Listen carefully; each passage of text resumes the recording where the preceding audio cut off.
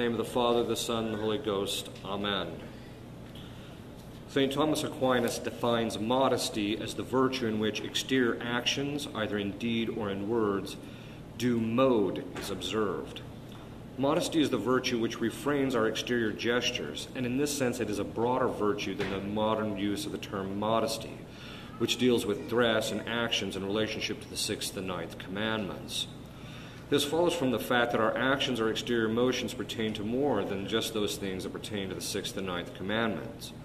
While modesty in the stricter or modern use of that term does pertain to those things that pertain to the 6th and 9th commandments, in the medieval use of the term it has a broader connotation in which it takes into consideration all of our exterior actions and motions.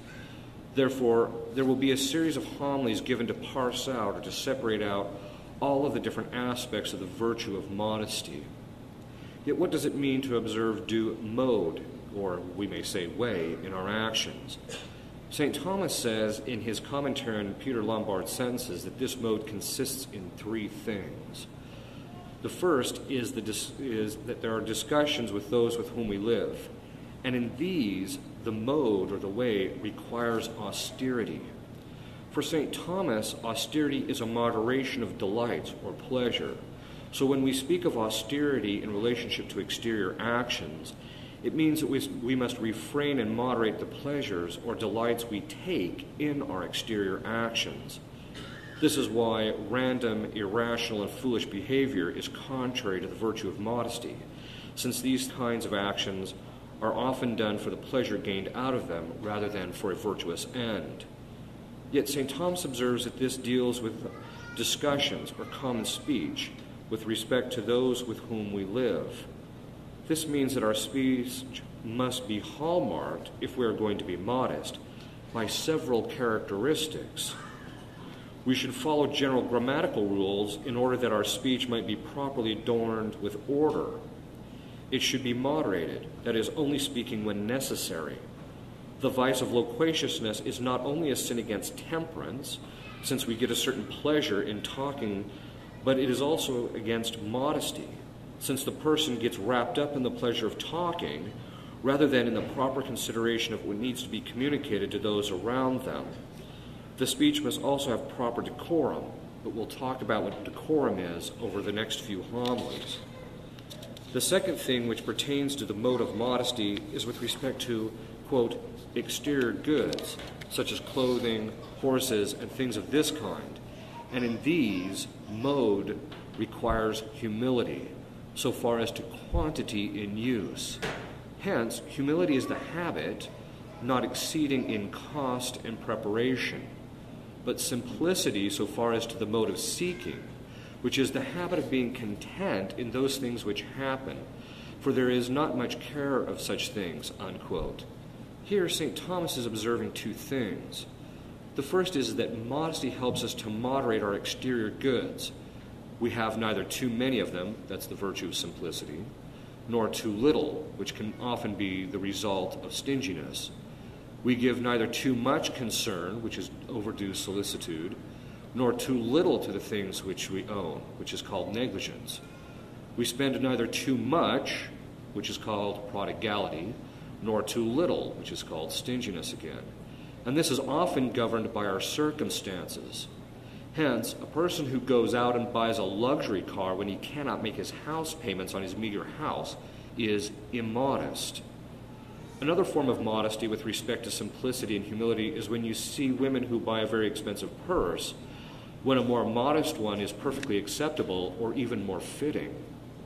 This is also why in the past the Church taught us that when we come to Mass dressed in suitable apparel, we must do so in suitable apparel, not too showy or ostentatious, but modest, dignified, and orderly, that is, kept and clean. Therefore, our dress ought to be moderated, not being overly prepared, which is a kind of fastidiousness, or too ostentatious, nor underprepared and not fitting due circumstances. And those particular aspects we will talk as the homilies progress. Of course, modesty is a moral virtue, which means that it is a mean in relationship to the individual. Like all moral virtues, the mean, or the middle, is that which is between excess, that is too much, and defect, which is too little. That is, a person does not have too much or too little of a particular thing based upon the particular individual and his circumstances. For example, temperance is a virtue lying in a mean, which indicates that how much the 250-pound man who works on a hard construction job should eat is significantly different than how a 160-pound man who has an office job should eat. In like manner, the modesty in relationship to humility and simplicity of what we own is relative to the individual. This means that what a king or the president should have for clothes will be different from what your common man on the street should have. Those who insist on an egalitarian society fail to realize that certain people possess certain offices or certain excellences which others do not, and therefore the possessions which are suited to them will be different. Ultimately, egalitarianism destroys the virtue of modesty. Humility in dress means that our dress suits our state in life, our status within the society, within the home, and things of this sort. Humility in dress means that we do not have dress that is above our station in life, nor below it. So, for example, when you see teenagers or guys who walk around wearing what they call grunge clothing, or sloppy and torn clothing, while they come from a middle-class family, are in fact immodest, since their clothing does not fit their station in life. The third thing which pertains to the mode of modesty is with respect to, quote, one's own actions which pertain to the body. And in these, mode requires ornateness to acting, which is knowledge about what is suitable in motion and dress, so far as to externals which are considered according to due time, place, and order, unquote. This needs a bit of unpacking because it's very profound and there's a lot in it. Here, St. Thomas is saying that the person with modesty knows and acts in ways in which his actions suit the time, the place, and the order. Obviously, the person who talks before Mass in the church is not observing due time and place for talking. And so we may say that his actions are immodest. This is kind of a common problem when people come running into the sacristy when the priest hasn't even unvested. He's just turned bread into God, and people are yammering in his ear, and he hasn't even got invested yet. It's immodest. Yet St. Thomas also says order. And by order he means that our actions are proportionate and directed to a truly good end. St. Thomas gives the example of saying the truth at the right time, and that we use the right means or aids to a particular end. A person who is modest in speech will not say things when they should not, or in ways in which they should not. For example, often you have people who simply cannot contain themselves in correcting people. It's almost at the level of the compulsive. And so they correct everybody all the time, or they cannot help but correct people at a time when it's not conducive to that end of the person changing their life. And as a result, the person is immodest in their speech because they don't moderate it, they don't refrain it. The virtue of ornateness teaches us the suitability, that is, the congruity between our externals, that is, things that we possess and other things of this sort, our actions, and a person and even gender. Andronicus called this ornateness in the proper sense. But ornateness should be suited to affair, that is, to the particular event or circumstances, person or place in which one's actions manifest the best order. In effect, the person's very actions become ornate by being dressed, if you will, with proper order and suitability of person to circumstances. We should never say anything or do anything that is out of place or does not suit our station in life as individuals. And this area we will talk about at length in relationship to the virtue of decorum. In reference to Proverbs, St. Thomas observes that the end of modesty is fear of the Lord. Fear of the Lord for St. Thomas is the gift of the Holy Ghost by which we turn away from depraved delights and from earthly things and turn towards God. Therefore, since modesty refrains us from inordinate delights in actions and externals, it will direct us to have fear of God in which we fear offending him by our disordered passions, appetites, and emotions. And this will also be covered under the virtue of decorum, especially in relationship to things like the liturgy and things of that sort.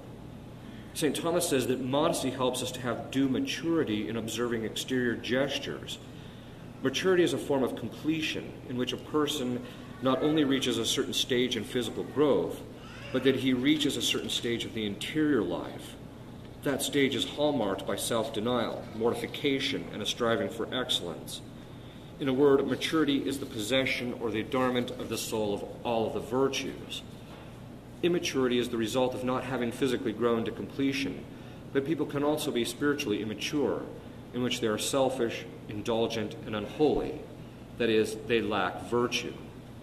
The perfection of modesty, that is, spiritual perfection, in a person is one of the signs of advanced virtue. Modesty is one of the first virtues lost, because the minute a person ceases refraining their interior life, it busts forth into their actions and speech, such as when they get angry and they start cursing and things of this sort. So modesty is one of the first virtues lost, and it is therefore also one of the last perfected, because it requires tremendous virtue interiorly to always refrain one's external behavior. These various aspects of the virtue of modesty are often a bit abstract, and therefore sometimes people don't seem to get a full picture of how they work. For that reason, over the next few homilies, we will talk about how these various things which we have talked about in this homily work themselves out concretely in the various aspects of our lives. As always, we should pray to Our Lady, whose virtue and modesty is perfect, so that she may make us perfect in this regard.